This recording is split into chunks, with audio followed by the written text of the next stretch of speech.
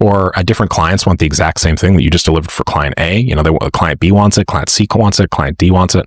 And because of that, you get to template and just copy and paste, meaning that you don't actually have to go from like, you know, 0 all the way up to 100% of the fulfillment. You kind of shortcut it. You can actually get a project that's 80% of the way there and then just make a couple of changes and get it to that 100. That's a 5x leverage for those of you guys that are keeping track.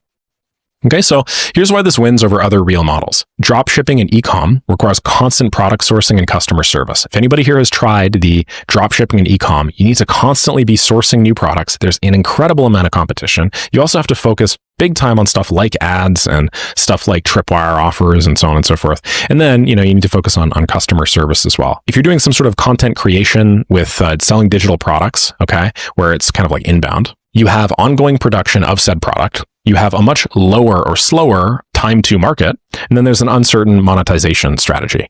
Don't get me wrong, if you build a digital product like I have now with my Maker School and MakeMoneyWithMake.com, when you do finally grow, you grow really fast. But most beginners don't want to spend the first 3 years of their life making, I don't know, 25 cents. No, they obviously want to get up and running with something like an agency where instead of spending the vast majority of their introductory business period broke, they can actually make a little bit of money much quicker. And then if they wanted to, you know, eventually segue to some sort of digital product model, well, then they could do it then with money and resources, okay? But most beginners don't want to spend all that time in that weird limbo. Most beginners would rather be like this orange graph here and get a lot more area under the curve.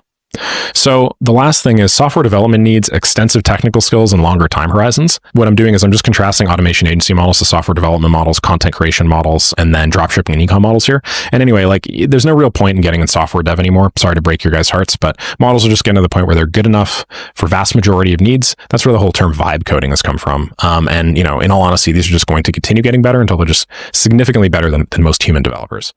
So the age of human software developers is certainly coming to a close. That's why it makes sense to focus your time and leverage it less on the actual software implementation, more on templated solutions, no-code solutions that allow clients to do some maintenance on their own and stuff like that. Now, if you wanted a quick little SOP, we're now writing in orange. Here's what you do. You build practice automations for 1 week. That's 7 days. Do some free work or low-paid work to acquire your first result. You could do this on any platform. You could do this through DMs. You could do this through a warm network, whatever you want. Get your first client through Upwork or cold email.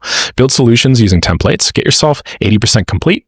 And then customize the final 20% for clients. When you deliver your first few solutions, you can do so at $1,000 to $2,000. That's way more money than a lot of people make when they're selling digital products in, let's say, the first month. Usually, if you sell digital products the first month, you are at negative $1,000. Then, when you build a solution, template it out for future clients. So, I don't know, save the blueprint or save the N8N template, save it in a folder labeled what it does.